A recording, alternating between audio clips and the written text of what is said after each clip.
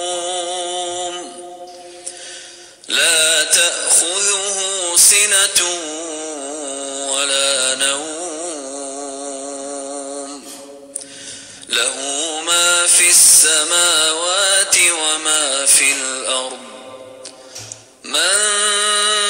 ذا الذي يشفع عنده إلا بإذنه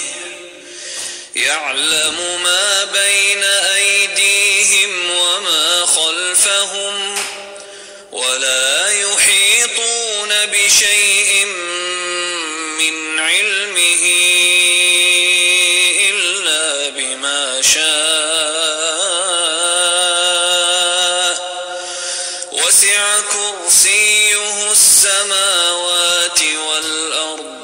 ولا يؤوده حفظهما وهو